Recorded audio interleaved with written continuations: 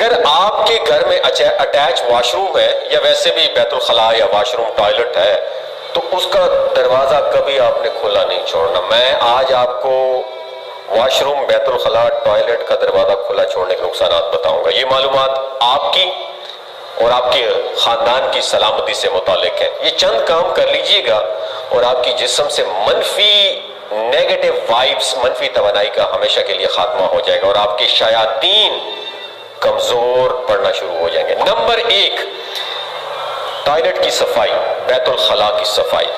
اس پر کبھی بھی آپ نے سمجھوتا نہیں کرنا اور ٹوائلٹ، بیت الخلاء کو مستقل بنیادوں پر صاف ستھرا اور بدبو سے پاک رکھیں.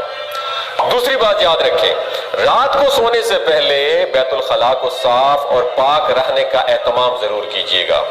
تیسری بات یاد رکھیں، بیت الخلاء کا دروازہ ہر وقت اور مستقل بنیادوں پر بند رکھنے کا اہتمام کریں. نمبر 4، بیت الخلاء میں کپڑے اتار کر لٹکا کر نہ چھوڑیں. محض ایک رات کے لیے لٹکتے رہنے والے کپڑوں میں جتنی منفی وائبس، منفی توانائی بھر جاتی ہے نا، اس کا خاتمہ تقریباً ناممکن ہو جاتا ہے. یا کم از کم آپ یوں سمجھیں کہ 72 گھنٹوں کے لیے دھوپ میں لٹکانے سے بھی اس کی خلاصی ممکن نہیں ہوتی ہے. اتنا ٹائم لگتا ہے نحوست کو آپ کے کپڑوں سے اور آپ کی زندگی سے جانے کے لیے. 5ویں چیز یاد رکھیں، میلے کچیلے اور اترے ہوئے کپڑوں کو ہمیشہ ٹوائلٹ، واش روم، بیت الخلاء سے باہر کسی ٹوکری میں رکھنے کا اہتمام کریں. 6ٹھی بات یاد رکھیں، بیت الخلاء میں کبھی بھی پرفیومز، عطریات نہ رکھیں اور نہ ہی اس میں خوشبو وغیرہ کا استعمال کریں. 7ویں بات یاد رکھیں، بیت الخلاء میں جا کر روتے ہوئے، یا جو واش روم سنگرز ہوتے ہیں ان کی میں بات کر رہا ہوں، یہ نہ آپ نے رونا ہے جا کر اور نہ آپ نے گانے گانے وہاں. ہر وقت نوجوان لڑکے یا لڑکوں کو میری یہ نصیحت ہے اور بچوں کو نصیحت ہے کہ آئندہ کبھی بھی اور کسی بھی حالت میں بیت الخلاء میں کھڑے ہو کر ایسی حرکتیں مت کیجیے گا. بیت الخلاء میں جا کر رونا یا گنگنانا آپ کی طرف سے شیاطین کو کھلی دعوت ہوتی ہے جو کہ آپ کے جسم میں داخل ہو سکیں یا آپ کے جسم کو اپنی لپیٹ میں لے لیں. اس کے علاوہ بھی ایسا اگر آپ کرتے ہیں تو ایسا کرنے سے رزق یا شادی میں دیر ہوتی چلی جاتی ہے، رزق ڈیلے ہو جاتا ہے اور شادی بھی اس میں ڈیلے ہو جاتی ہے.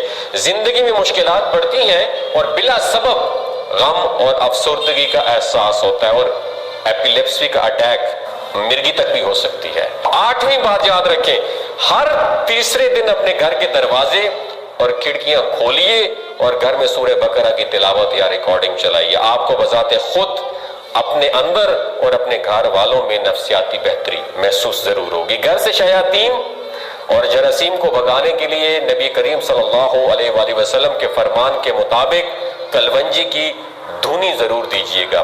9ویں بات یاد رکھیں، گھر میں کلونجی کی دھونی ایسے وقت نہ دیجیے جب گھر کی کھڑکیاں بند ہوں.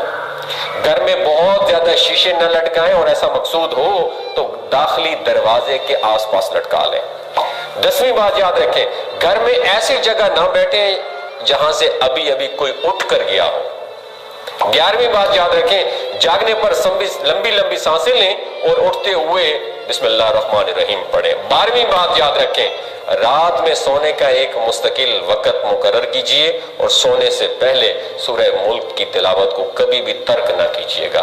دوستوں مبارک ہو ان دوستوں کو جو سورہ ملک کو سونے سے پہلے پڑھنے کی ان کو عادت ہے اور یہ سورت ان کے لیے عذاب قبر سے نجات کی سبب بنے گی. نماز کے بعد آیت الکرسی کی تلاوت سے آپ اور جنت کے درمیان صرف موت کا حائل ہونا باقی رہ جاتا ہے. بس آپ کو جن لوگوں سے پیار ہے دوستوں، یہ پیغام ان کے ساتھ ضرور شیئر کیجیے گا اور یاد رکھیے نیکی کی طرف توجہ دلانے والا بھی نیکی کرنے والے جیسا اجر ضرور پاتا ہے. اس ویڈیو کو ایک نیکی سمجھ کے دوسروں کے ساتھ ضرور شیئر کیجیے گا. بہت شکریہ.